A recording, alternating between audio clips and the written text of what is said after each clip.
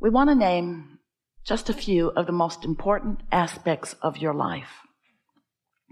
And we want to call your attention to something that really is important. These may or may not be in order of importance. They're all going to seem important to you, but your Earth spins in its orbit in perfect proximity with other planets. Not your job. Your sun comes up every morning. Not your job. The water of your planet moves around in a pattern that serves your planet in terms of balance and energy and food supply. Not your job. Didn't go with us on that one quite as well. Your blood pumps through your body while you sleep. Not your job. You're not as impressed with these things as we are. We want you to begin putting, for a little while, everything that is important to you in the category of not your job, meaning not your action-oriented job.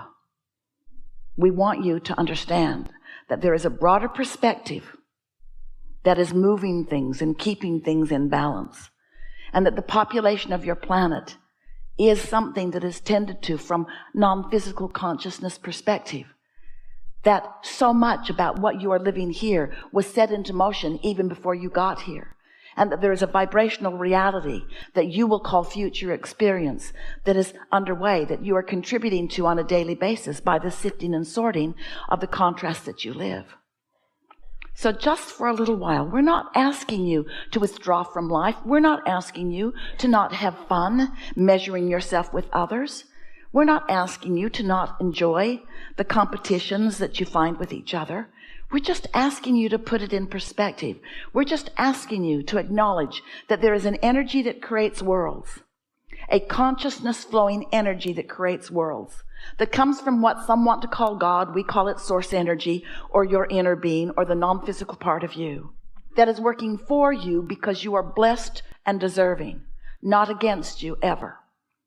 We would like you to accept that as you are here in these leading edge bodies, and that as you explore the details of your life, and you find something that is unpleasant to you, like people who are hungry, or people who are angry and mean and belligerent, or, that when you experience the exposure of that, and you feel the offness of it, that you give birth to a rocket of desire that is then understood by this energy that creates worlds. It becomes part of the consciousness. It becomes part of the becoming. So you keep giving birth to a better world that you don't line up with. You give birth to a better world all day long. You give birth to more peace. You give birth to more prosperity. You give birth to more abundance of all manner. You give birth to all kinds of things by your exposure to it, through your personal exposure with one another and through the media or your televisions or whatever. You are exposed to so much that makes you do what you were born to do, decide and define what would be better. But then you don't go to what's better because you keep focusing upon the problem that you've been exposed to. So then future generations come, little kids come, and they're too young to know. They haven't been exposed to enough. So they're just born expecting well-being. And do you know? It's the animals on your planet and it's the babies on your planet that keep allowing the well-being to flow. You don't ever need to worry about it. You get older and older and more crotchety and more resistant and more pinched off and more disallowing the well-being. But you will never pinch the well-being off enough that the well-being will not always be dominant in this leading edge time-space reality. The only question is, how much of the well-being that is dominant are you going to let into your experience? And when are you going to stop justifying what isn't working out for you by noticing what isn't working out for you and for others? We want you to step back just for a little while. Try it for a month, where you say, people say, what are you doing? Nothing.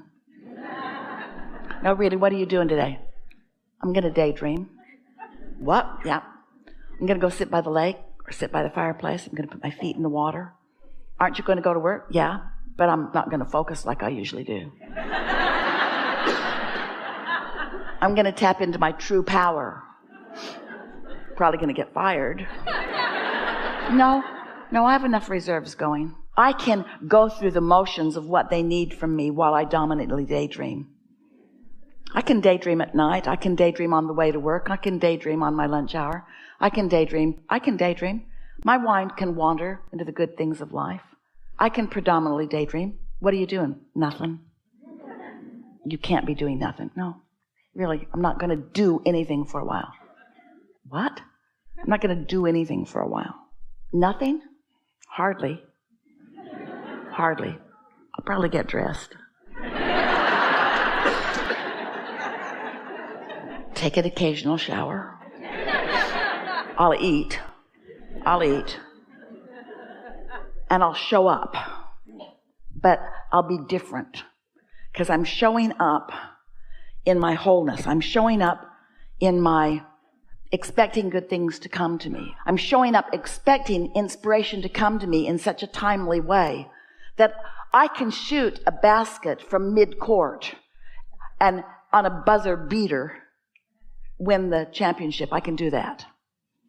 Or I can receive an impulse about something that I've been lightly pondering. And when I play it all the way out, it's effective. I can invent things and create things by utilizing this higher power that I have to daydream myself to. I'm no longer going to hold myself in practical defiance of my true power. I'm not going to do a piddly, mediocre little action thing. I'm going to tap into true power. So we're just saying that when you get the hang of this, that the power of a non-resisted thought, that's what we want you to focus with us here. The power of a non-resisted thought is a comparison of like an atomic bomb to a firecracker. The relationship of the energy and the movement of the energy within it, the power of a non-resisted thought. Try it. Try it just a little. Not even all the time, just a little more. Daydream a little bit and see what happens. Let your mind wander, or think about when your mind did wander and what it produced. Esther was waiting for her plane at the airport on her way to here. And she was in the Delta Lounge and just got a really strong impulse to go to her gate. And she looked and she thought, it's an hour early. I should stay here because less people, more food, comfortable chair. I should stay here. But the impulse to go was really strong. A good feeling impulse, like something better awaits you somewhere else. That feeling?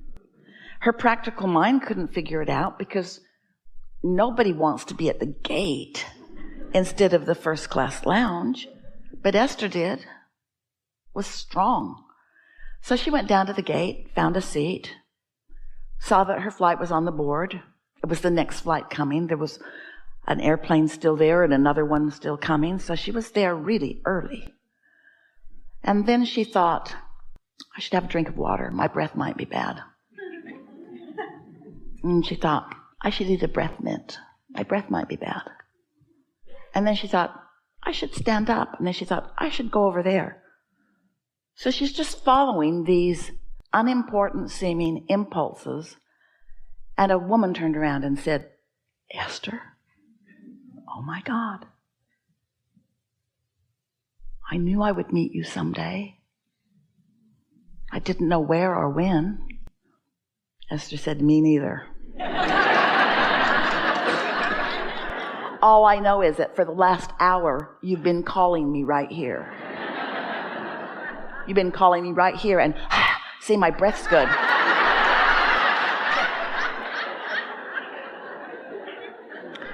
Now, we know these are not earth-shattering events, but what we want to say to you is that you are co-creating with all kinds of things. Oh, and this girl has a resume that knocks Esther's socks off. The last 5 things that Esther wrote on her daydreaming list are those kinds of things. In other words, the universe knows who you are. The universe knows who others are. The universe knows where you are in relationship to everything that you want. And so when you are in alignment with who you are and you get an impulse. Now, there's not one of those things that we said to you that Esther was thinking about that feels very important to you. In other words, how earth-shattering really is it for Esther to just get up and go someplace else? Not very. But isn't meeting someone a good thing? And isn't timing of that a good thing? And isn't co-creating a good thing? And isn't that how the world goes round? Isn't everything about co-creating? Isn't everything about that? You see what we're getting at? And how do you know if you are not accustomed to doing what you want to do? You see, we've been working with Esther a long time. We're trying to convince her every day to do what feels best to her, not to do the most practical thing or the thing that in other words, what's more practical, to stay here or go there? What difference does it make? Follow your impulse. Follow your impulse. Accept that there is someone upstream from you with a broader point of view that knows everything that you intend, that knows everything that's in your vortex, and knows, here it is, what the path of least resistance is to get you to where you want to be. But it's not path of least resistance just to get you from some place to another place. It's path of least resistance to give you the most fun along the way. You see what we're getting at? Now, the big payoff for Esther was when the woman turned around and said, Esther? And Esther thought, so that's what this has all been about. In that moment, she knew. In that moment, all these random, sort of weird impulses that she followed, then there was the big payoff. Was it a big payoff to walk to the gate? Not such a big payoff. Was it a big payoff to have a drink of water? Not such a big payoff. Was it a big payoff to eat a breath mint? Not such a big payoff. Was it a big payoff to understand why all that had come about? Yeah, that was a big payoff. Don't you like knowing that you're being guided? Now, you would like this story a whole lot better if this was the story we told you. Esther woke up one morning, couldn't wait to get down to the liquor store.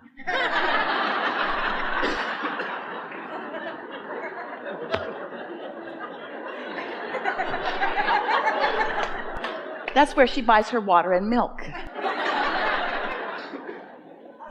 But on this particular morning, she got up, she couldn't wait to get there, and she bought a lottery ticket, and she won $10 million.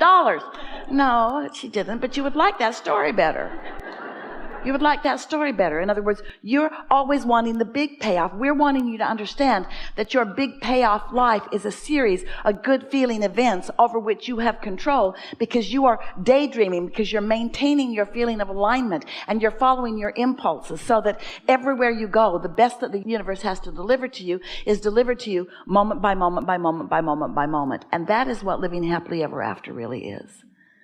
That's what happily ever after is. And it's got all kinds of abundance in it, all kinds of prosperity, all kinds of rendezvous, all kinds of every detail that you have ever wished for or dreamed for. There is nothing that you cannot be or do or have.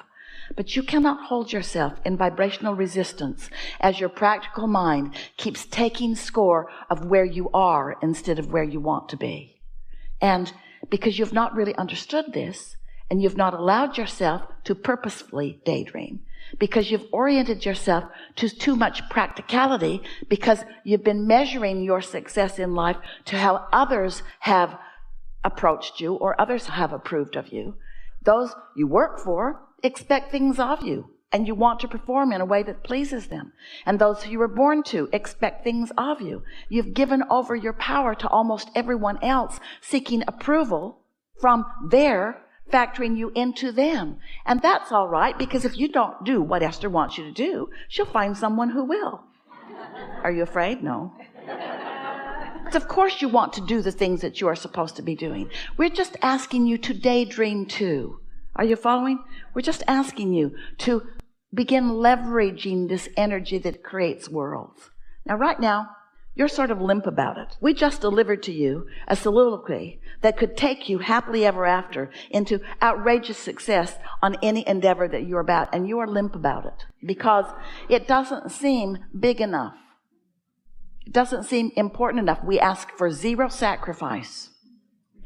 No sacrifice, no struggle, no attention, no effort. We didn't ask for any of the things that you equate with success. You've been barking up the wrong tree for quite a long time.